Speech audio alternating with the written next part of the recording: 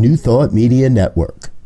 We are a global broadcast network of positive music, media, and entertainment, inspiring humanity's evolution along the journey of enlightenment and creating a world of love, peace, empowerment, and prosperity for all. New Thought Media Network. Positively inspiring. New Thought Media Network is on the rise. We're looking to grow with you. Do you have technical media experience? Or perhaps a desire to learn? Are you willing to volunteer your precious time and attention? We share this message to benefit all. If you possess a computer with a camera and a microphone, we will share our knowledge with you. Behind the scenes or being the star, let us bless our one. Contact us at info@ntmedia.org.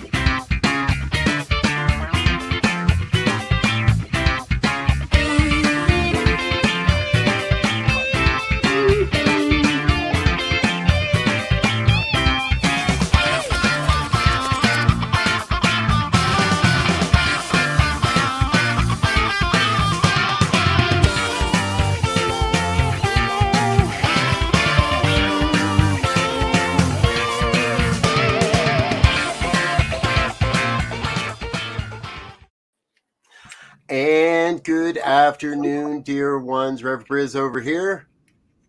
Rev Z right here. And this is New Thought Today, comes to you every Tuesday at 2 p.m. here on the New Thought Media Network. And we've got a great show for you coming up here in just a moment. However, before we get there, I just want to check in with Rev Z. We've been, kind of bouncing around each other all week long, and we haven't had a chance to catch up. I wanted to catch up with you and say, how did you like that interview with PJ Stanley last week? Oh, I loved it. I love the on location stuff because it gives it some flavor and it gets everyone to see that we are expanding. We are looking globally, which we will definitely find out today, and looking at how to get this word of new thought living out to the world. Yes, exactly. So, folks, that's just a little teaser. If it's your first time with us or you're just tuning in, if you didn't catch last week's episode of New Thought Today, you can catch it on our Facebook pages and our YouTube pages, anywhere we archive our videos. This program, New Thought Today, is really designed to look at the growing edge of this mighty philosophy. Now, in the past, we've been looking at the founding documents and founding experience and statements and all that. And as you might catch a little bit by what's going on your screen right here today, we're really excited to be announcing and sharing with you our expansion as New Thought Media Network into Spanish language programming.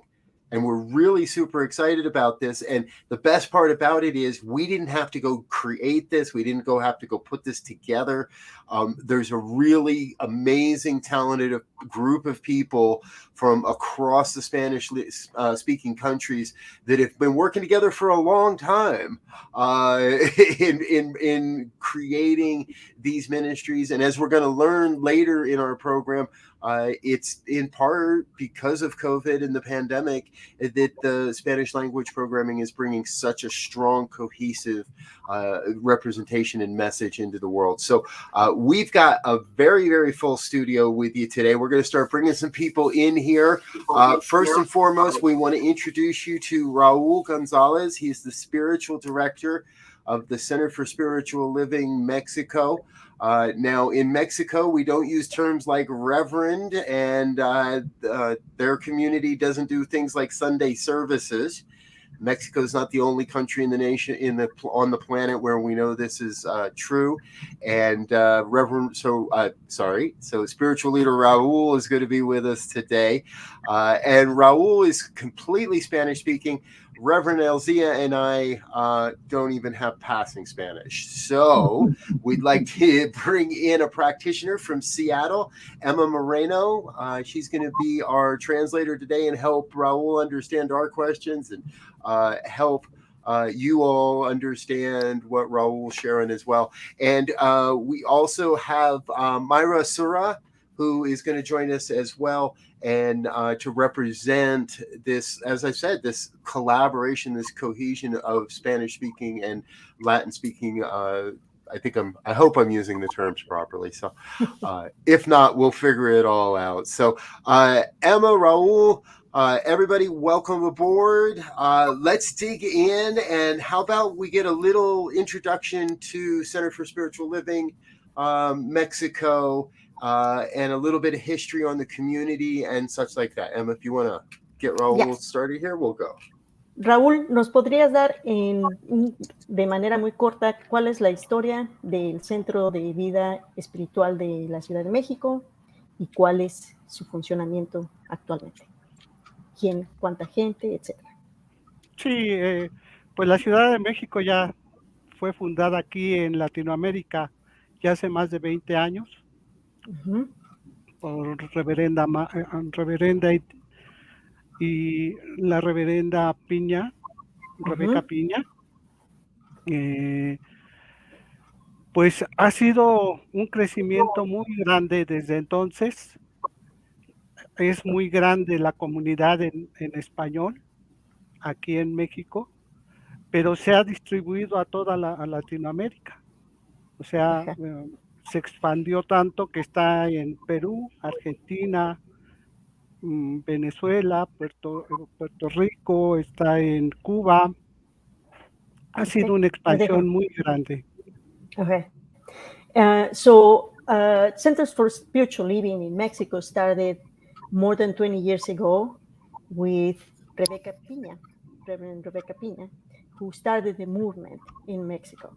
Since then, that has expanded to Mexico, not just Mexico City, but different parts of Mexico, and also Center and South America, like Peru, Venezuela, and Argentina. And in Mexico City, that's where Raul is his place.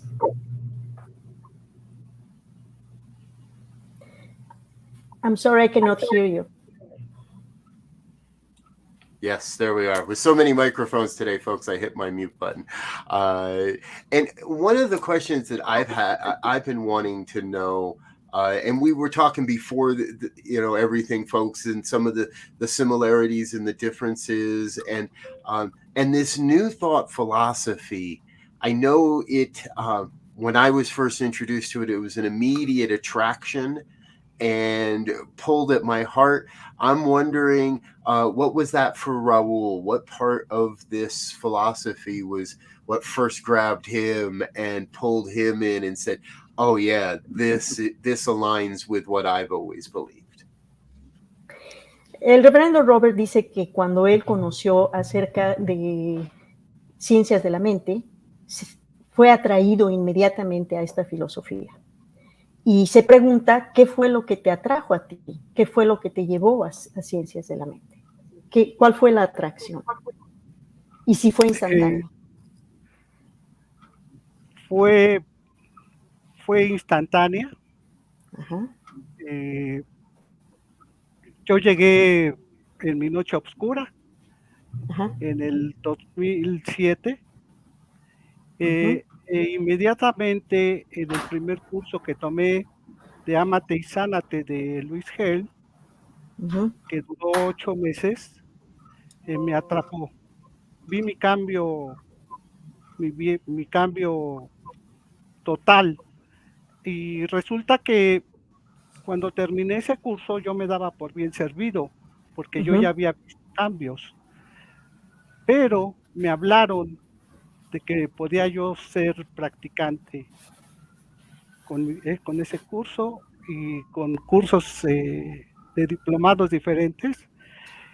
Y yo desde ahí, yo dije, quiero ser practicante, ¿no? Y desde ahí nació la idea de estar aquí, que se ha ido expandiendo cada vez Okay. más. Okay. So Raul was in 2007. He was going through a dark night, and he took a class, Love Yourself and Heal Yourself, and it was instant love. The healing that he was going through as he was taking this 8-month class was very important in his life. And at the same time, he was invited to become a practitioner. He learned about what a practitioner will be doing as a practitioner, the things that he'll be doing, and he got immediately attracted to it and decided to continue and learn and take all the classes to become a practitioner. And since then, he's been taking classes. So since 2007, he's been preparing himself. Right. And it's great because, question I had, one thing we talked about a little before we came on the air was that, because of the COVID pandemic and how things had to change globally, I'm very curious. You talked about the coming together of some of the Spanish-speaking communities there. I'm interested in how that's working out and how that has helped you guys get this message out and this service out to others. Okay.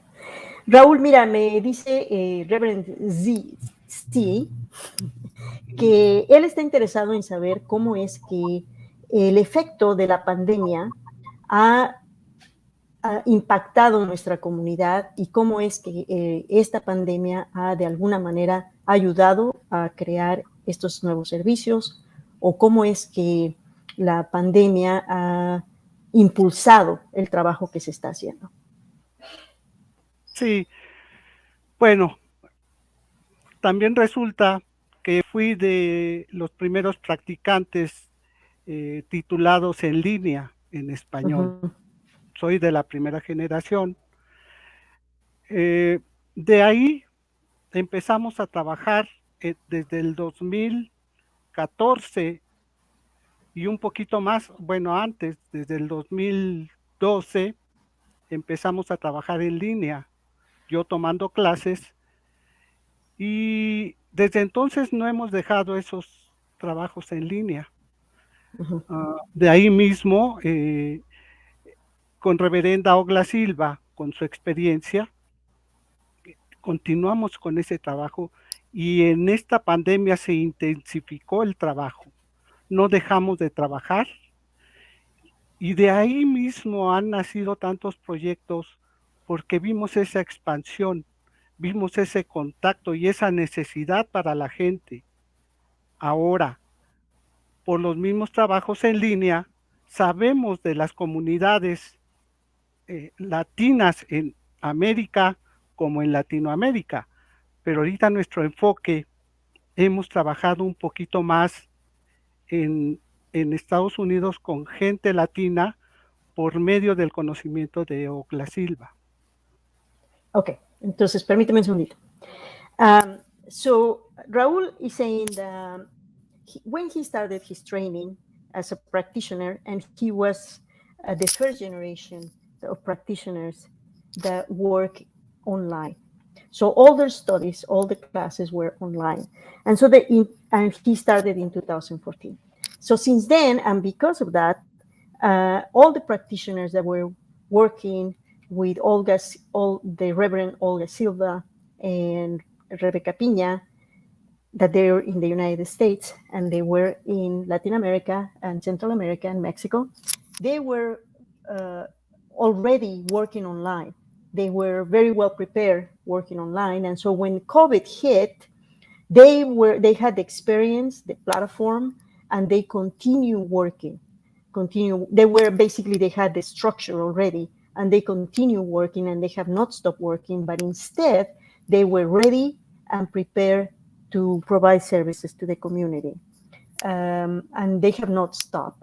On the contrary, because they already had the structure, they were able to provide more services. And they've been focusing right now in working with the Latino communities in the United States because of Zoom and because of the structure that we have.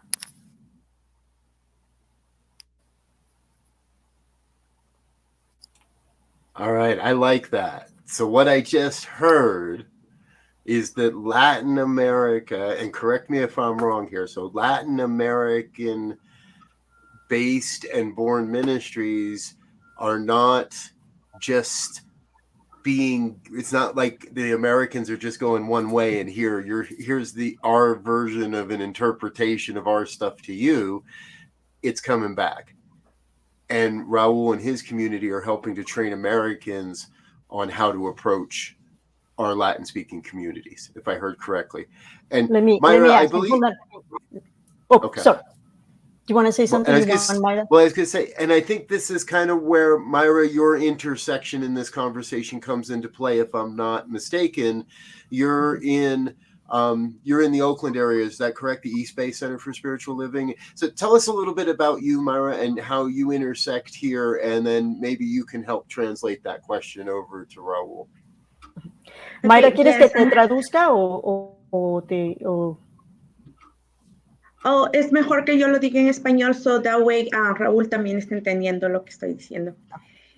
Ok, yo soy practicante, también me gradué en línea con Rebeca Piña, pero yo pertenezco desde hace 10 años al CSL en East Bay Religion Science, y yo me gradué en 2019, en el 2019, y cuando me gradué yo empecé a trabajar en línea, pero también a la par en el centro. Entonces yo conocí a Raúl en Chapala, y un día lo invité. Okay. Go ahead.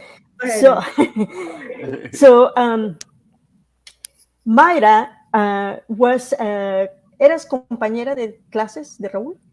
No, yo me gradué con Rebeca Piña años después. Okay.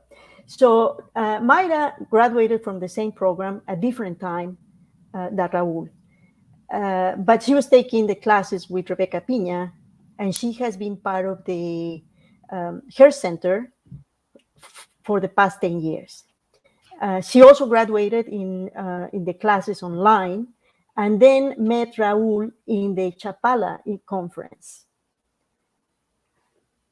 Gotcha. Okay. So folks, real quick, for those following along at home, there is an annual Spanish-speaking CSL Science of Mind conference that happens in Chapala for many years. Some of the names you're hearing today, Reverend Rebecca Pena, longtime champion of Spanish language with the Science of Mind.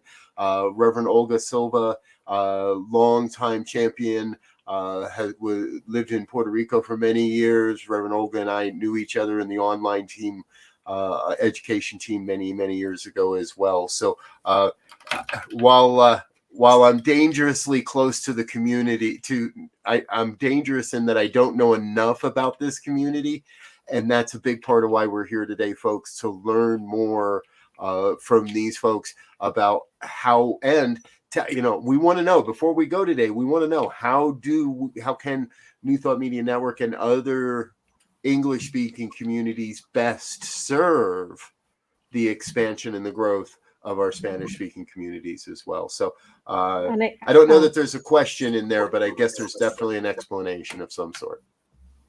I think that Mayra has an explanation.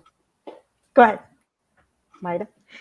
Sí, la cosa es como estamos sirviendo nosotros. Cuando yo invité a Raúl al ministerio como parte de de traer una información al centro, y entonces ya nosotros empezamos a ver que la comunidad latina, aunque vivamos en Estados Unidos, no hablamos a veces el inglés perfecto. Entonces mi propósito es eso, de que aunque vivamos aquí en Estados Unidos, podamos entender esta filosofía 100%, tal como yo lo aprendí en español. Y ese es como el regalo más grande de unir estas comunidades. Y sobre todo porque conocemos la cultura latina, cómo funciona y de qué forma llegarles. Perfecto. Así. Mayra me dice que ella cuando conoció a Raúl, entonces... En inglés. ¡Ups!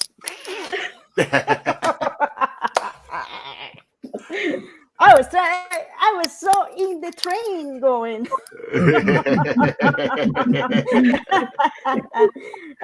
Yes. Isn't that awesome? Like when you don't even know. Well, so when Mayra met Raúl at the conference, she invited him to be part of the minister in her center in the Bay Area. And understanding the need of providing services to the community in appropriate language format. Because for Mayra, it's very important that we understand that even though there are many Latinos that live in the United States, not all of them speak English. And there are many ways in which we can reach out to the community, but in her experience, is best when we provide services in the language that they understand. Just like for her was important to understand in Spanish and have services in Spanish. And so that's, Mayra, am I missing something? Sorry, I got a little. And I think the only other thing that she said is that it's so important that we provide services. It's not just the language, but it's also a cultural understanding of the community to provide the services efficiently. Mayra, perdón si... No, y la otra cosa que quería agregar, está perfecto lo que le dijiste, pero lo único que quería agregar, que muchas veces queremos estudiar, pero no tenemos ese compromiso. Y nosotros, como empezamos este ministerio, no solo fue dando clase, hemos proveído servicios de meditación, de oración y estar como practicantes asistiéndolos de uno en uno. Y eso ha crecido la comunidad. So one other thing that Mayra would like to add is that in her experience, what she sees is that people are interested in studying and learning, but sometimes they don't have the resources. And so as practitioners, they work one-on-one with the students and help them with practicing meditation and also providing services like meditation and classes where students can learn about this philosophy. Right. You know, and my question would be, in terms of, classes, how available is material in the native language? How is Science of Mind, tech books, and some of the books by Ernest Holmes, how available are they in Spanish language? Okay. ¿Quieres contestar, Raúl? Raúl está preguntando cuán disponibles están los textos de, por ejemplo, Ernest Holmes o los textos de las clases en español. El material. El material en español. Sí, ha sido un trabajo arduo, ha sido un trabajo diario y constante. Ese es el gran trabajo. It's a hard work and it's a constant work. Yeah. Ha sido un trabajo muy grande por parte de nuestros reverendos, nuestros representantes como Rebeca Piña, Ogla Silva, pero hay un gran equipo detrás. Algo and there's people or leaders who are bilingual and have been working constantly in translating materials, but there's also a bigger team that is behind and they're working. And Raúl, can I say something here?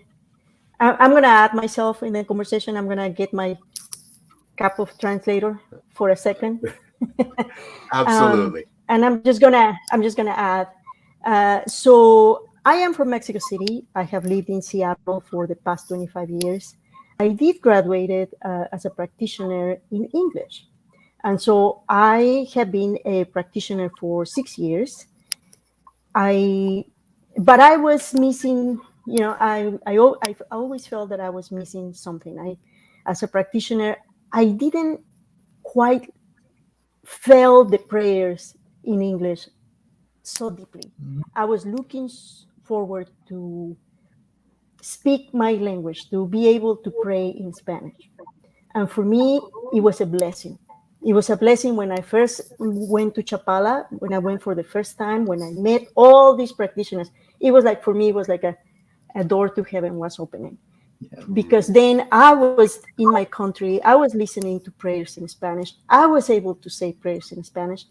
And myself, I have become a translator, and I have translated particularly the materials. Kathy Ann Lewis, that is the senior minister for Center for Spirituality in Seattle. I translate them to Spanish. Okay, back on my cat.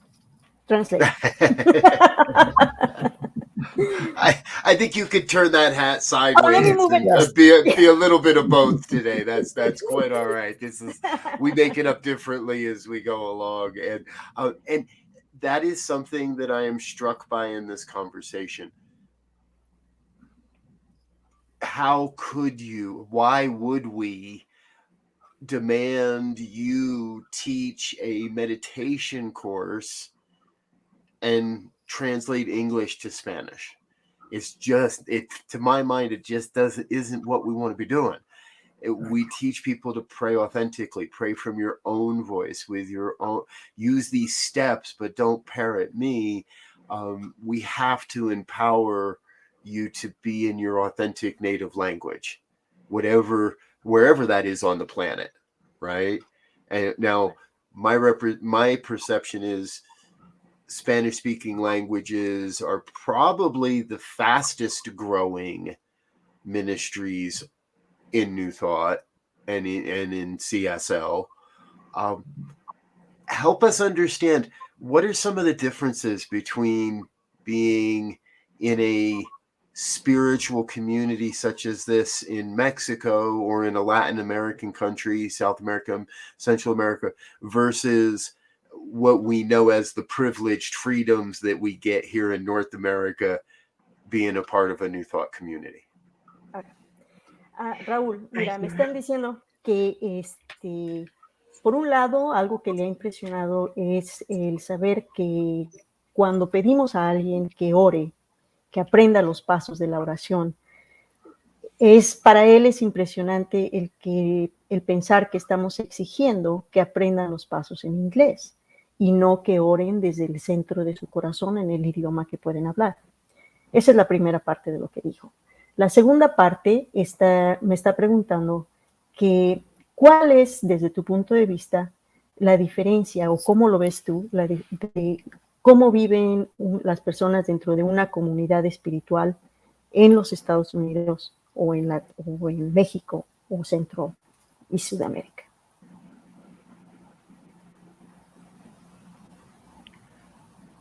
Pues algo muy bonito que ha pasado es ese cambio de unidad, ¿no? De no tener ese Dios castigador, sino tener ese Dios que somos todos y cada uno de nosotros. Ese cambio ha sido impresionante para nosotros, porque ese Dios castigador nos tenía atados, ¿sí?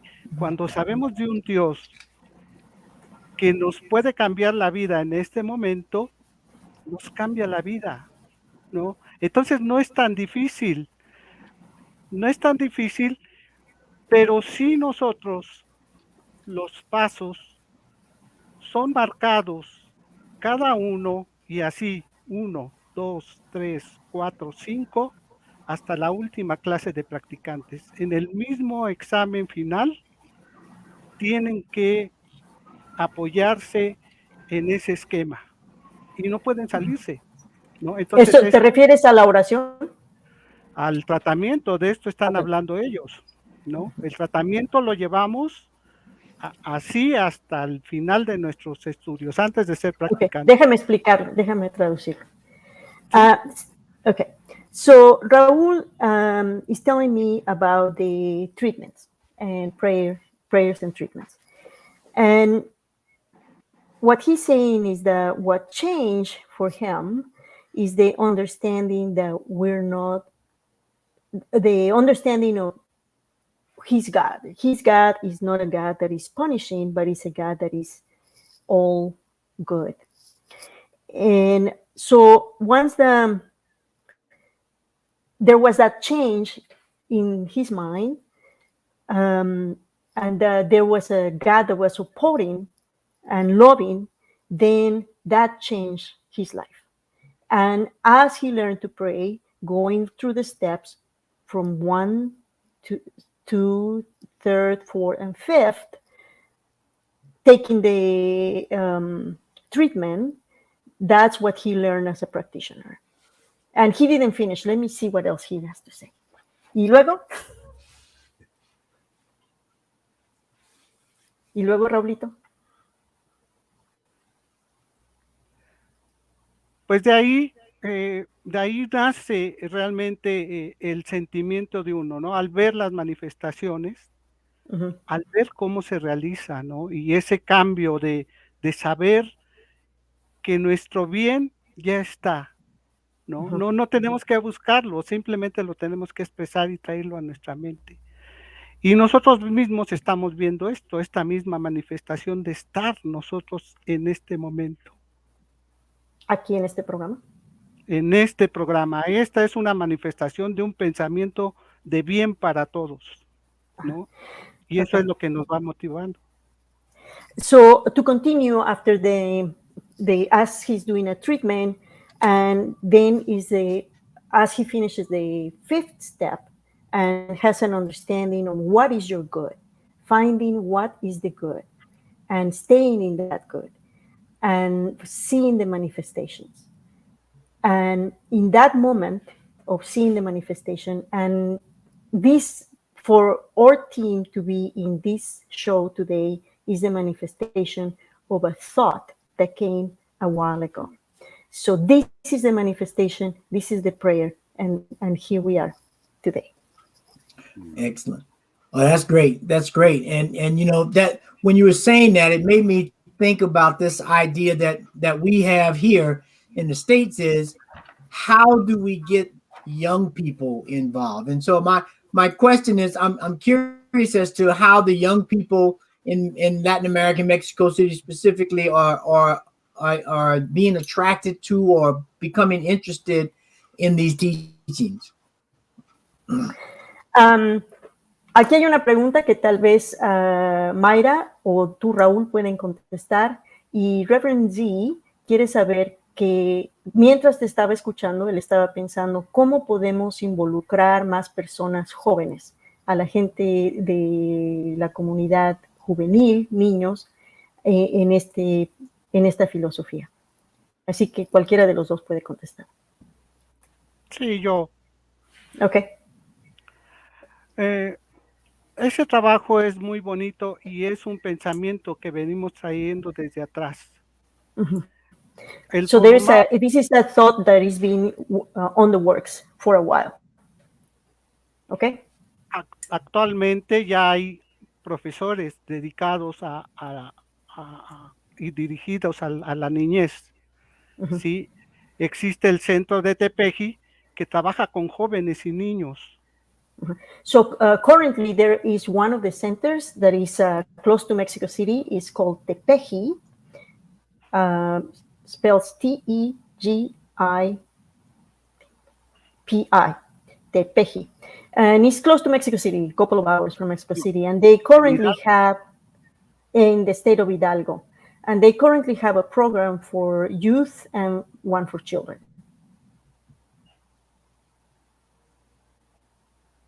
¿Y qué más? Sí, adelante, Mayrita. And Mayra? Mayra, no te escuchamos. Mayra, no te escuchamos.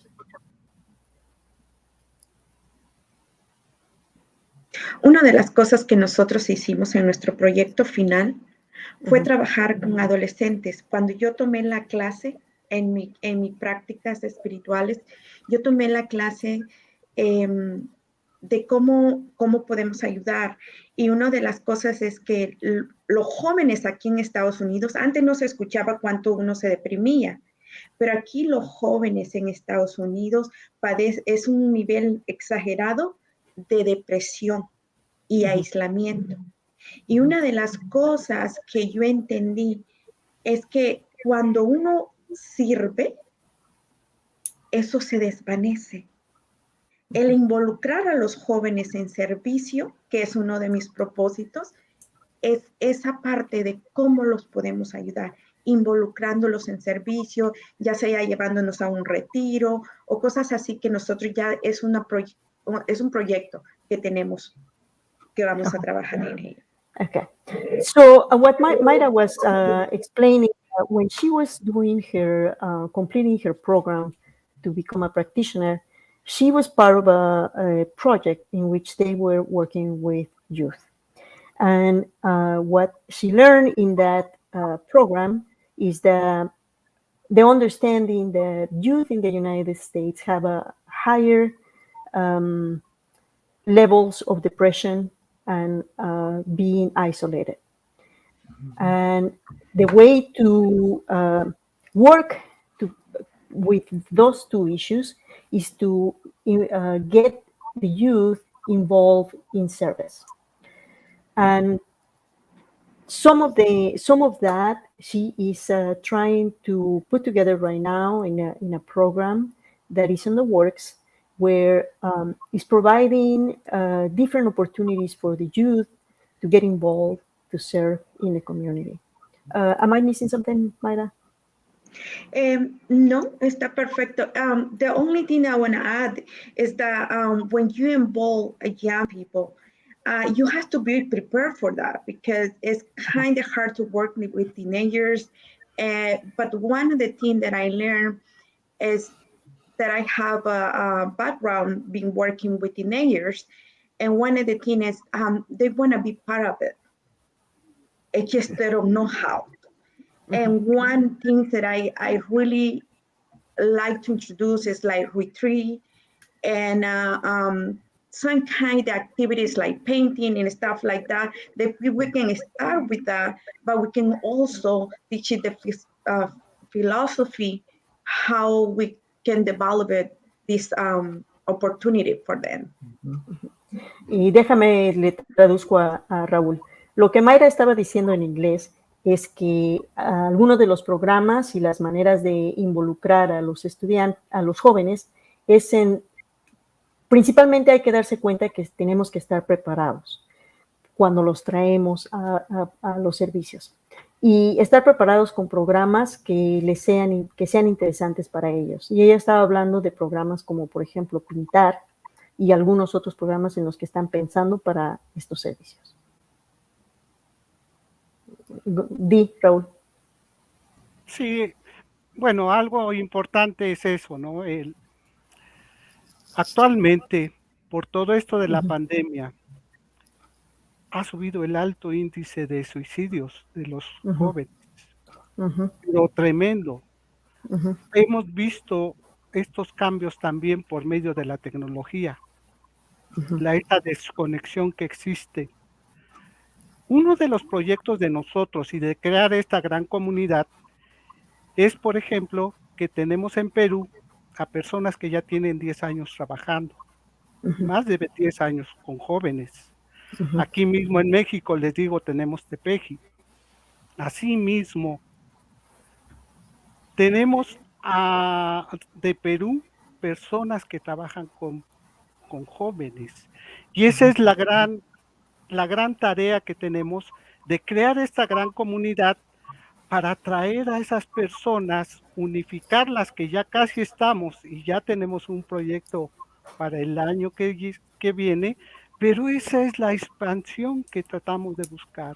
Eso es lo que tratamos de involucrar en este movimiento y esta unión de comunidades, traer las necesidades más requeridas en estos momentos. Ok, ¿no? para ahí. Porque si no ya no voy a saber.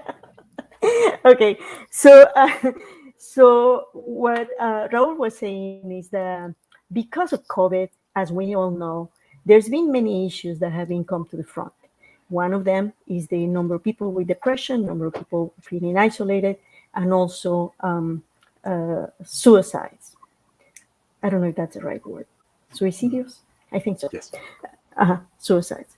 And at the same time, there are programs, not just in Mexico, but also in Peru.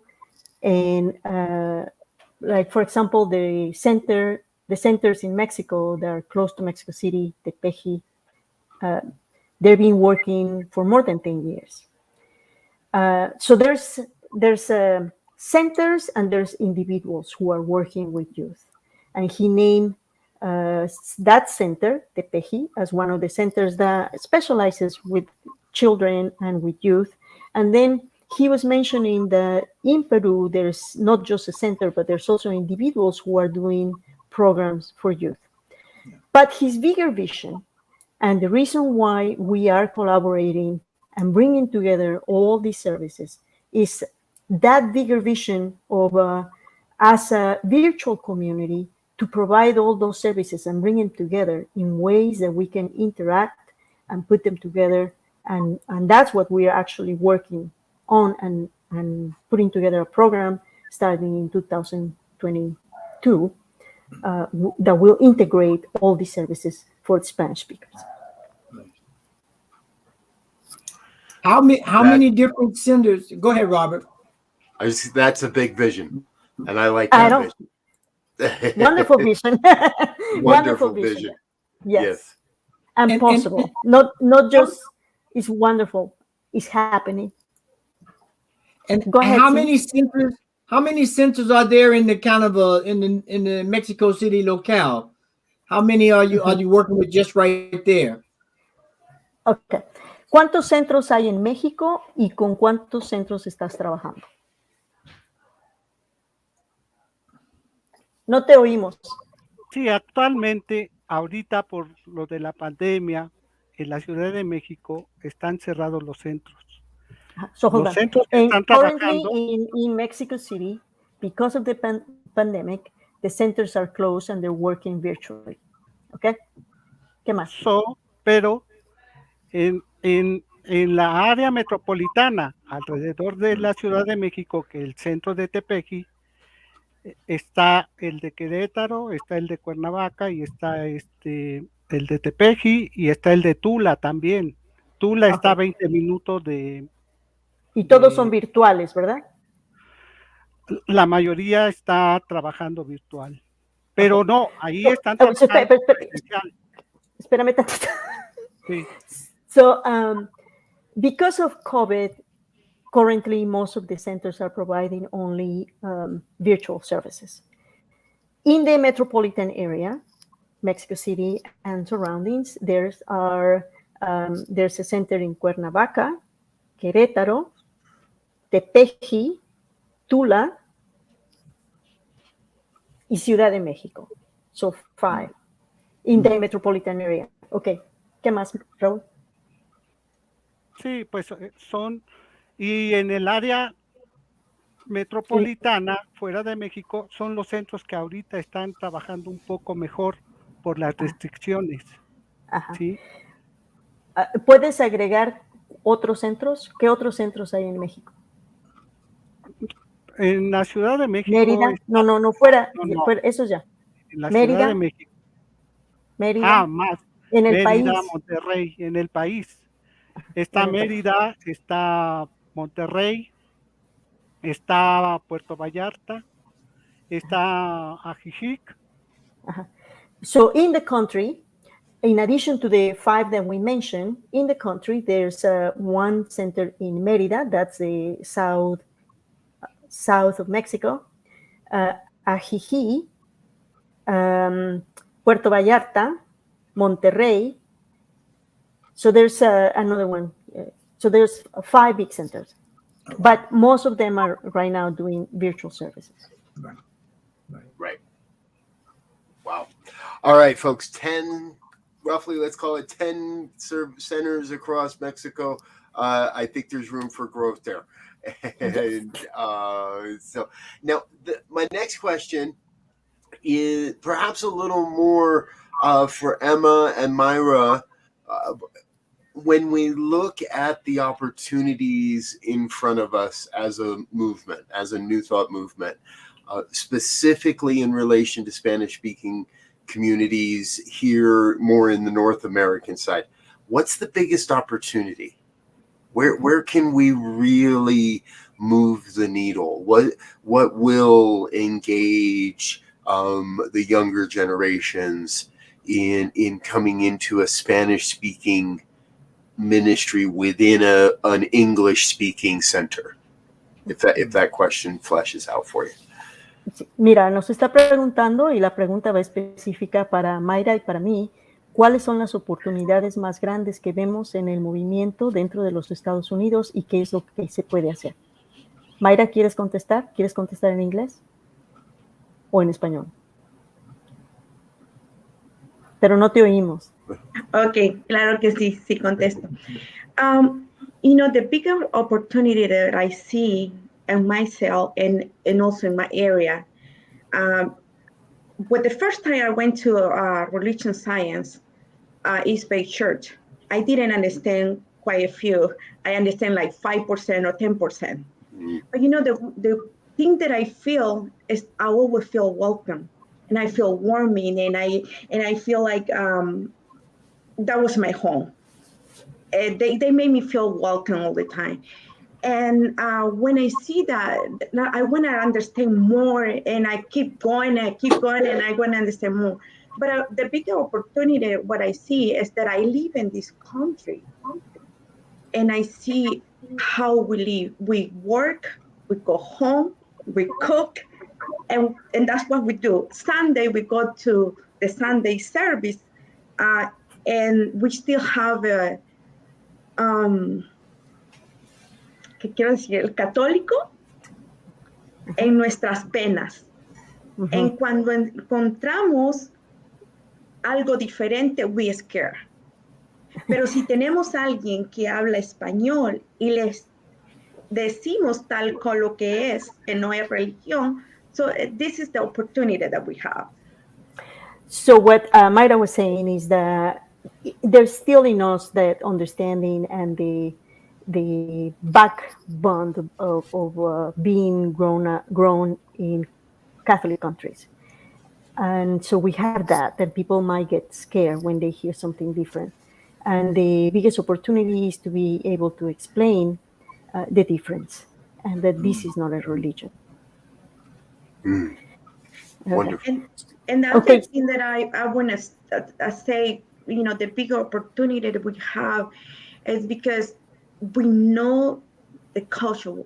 We know the Spanish people. We like food. We like dance. We like colors. So that's the big opportunity because we know how to introduce. In my center, what I do at the Hispanic, it's like we call kermés, but that's what we do. It so people stop by and they hear the music. They want to know what's going on there, because we're not only going to pray. We know how to enjoy the life. Yeah. I want to answer the question. I'm going to add to everything that Mayra said that is very important. I want to add what we have seen in Center for Spiritual Living Seattle is the first way in which people get to know Center for Spiritual Living. When they first learn about Center for Spiritual Living, most of the time is because they're looking for meditation services. Particularly as we are going through the pandemic, people are looking for services that help them to release that anxiety, that fear. And so providing services like meditation is one of the ways in which we have engaged a lot of people. And currently, in the Spanish-speaking services provided by the center, by Mayra Center, we have meditation every day for free in Spanish. Also, something else that people want is prayer, somebody to pray with. Particularly coming, just like Mayra said, coming from the background of the Catholic countries, people like to pray. So we also provide every day praying service in Spanish.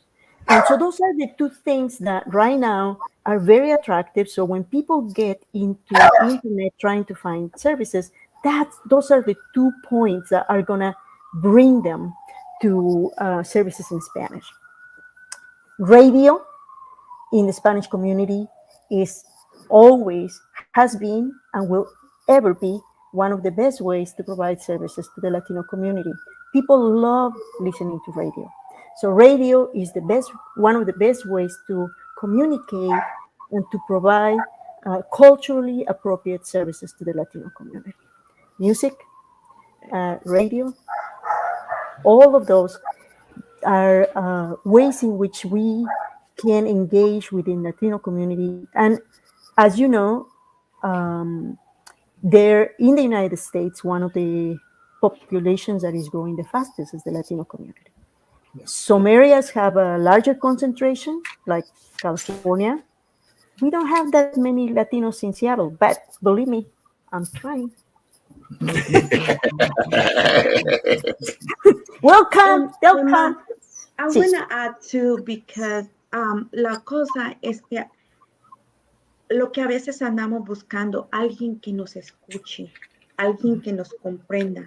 En eso es lo que nosotros hemos puesto el servicio del sábado, la oportunidad de que la gente escuche un tema, pero después abrimos el micrófono para que la gente se exprese lo que necesita. Y yo particularmente, cuando encuentro una persona que está de verdad desesperada en alguna situación, yo agarro el teléfono y le abro. Entonces, eso es como que la comunicación de uno en uno se siente sostenido. Something else that Mayra is pointing to is the fact that people are in huge need of being listened to.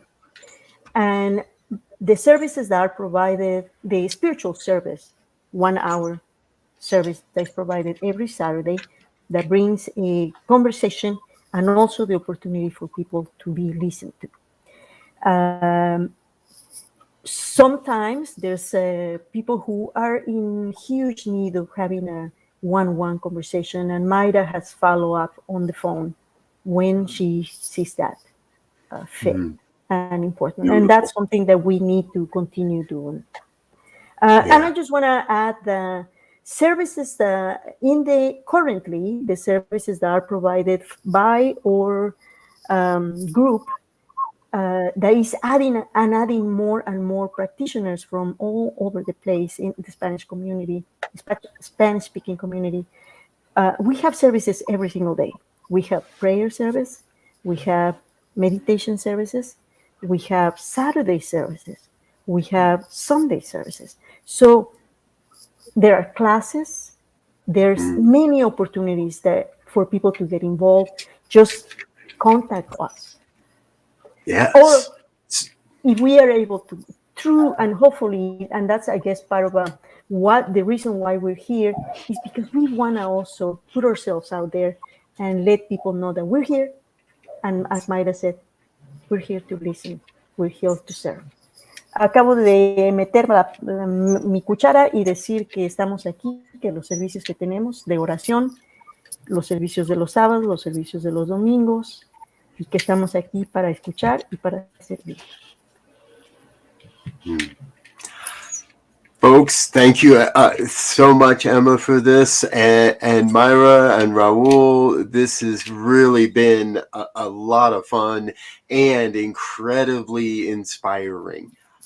Now, folks, if you're a Spanish-speaking practitioner and you'd like to get involved, you'd like to help, drop your name in the comments. Let us know. We'll make sure you get in touch with the right people.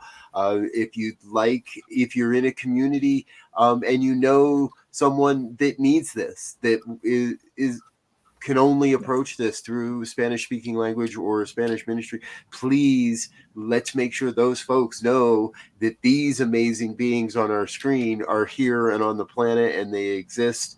I want to bring you all back and have a big, huge conversation around the metaphysical interpretation of Latin holidays, right? We didn't even have time to talk about holidays today, and it is one.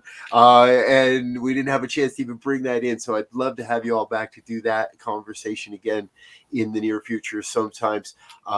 We're probably going to run out of time here, so we might have to. You might have to translate our gratitude to Raul following. But before we have to knock off, I really want to bring in the man who's in the background right now, our producer Diego, because he's the guy that came to me and said, "Yeah, get in here, Diego." He's the guy that came to me and said, "Hey, Rev." I knew you guys were going to do this somehow. Yeah. He came to me and said, "Hey, Rev, Thank you, Diego. what do you think of this idea?" And I said yes. So Diego, tell everybody a little bit more, right? This is just the launch of our Spanish speaking partnerships and broadcasting. Tell everybody a little bit more about what comes next and what's going to start this weekend. Well, this starting this Saturday, we're going to be bringing the services right there. Like I've ran into Raul. I found Raul on Facebook, and I said, "Hey, we could use some Spanish programming on New Thought Media. I should connect with this guy. I bet he'd be open to that." I sent him a message, and he got right back in touch with me. And so starting this Saturday, what time do your services start, guys? 12. ¿A qué horas empieza el servicio? ¿El Sí, sábado? a las 11, that is at 11 a.m. Pacific time. Pacific time? Yeah, and I believe it's 1 p.m. in Mexico City, 11 a.m. Seattle. So it's pretty Starts much with a for meditation. 1 hour. It's 1 hour.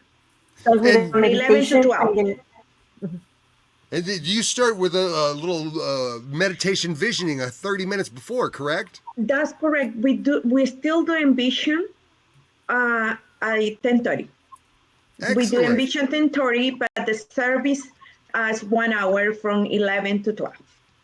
Beautiful. Nice. And we'll be here this Saturday to kick it off for the first time here on New Thought Media Network. I'm so excited. Yes. and can I add one Please. service?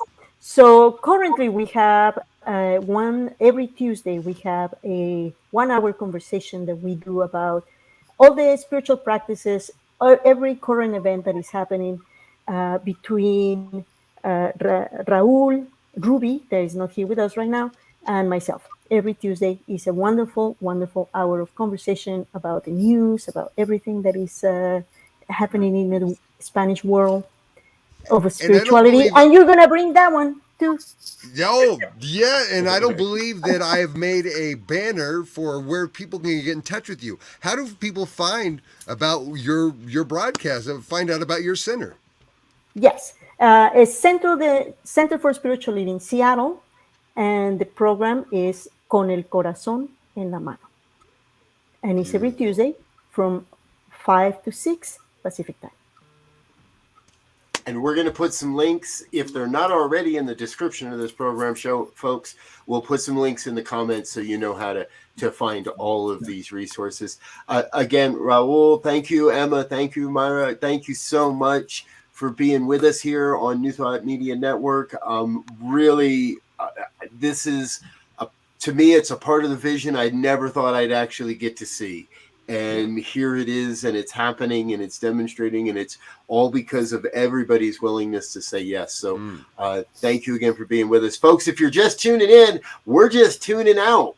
So wait 2 minutes and click back in and watch from the beginning. But feel free to leave your comments in the comment box. We'll be sure to respond to all of that as the week progresses. I'm Rev BRZ on behalf of my co-host, Rev Z. Adios, folks. Adios. Thank you. Gracias. Gracias.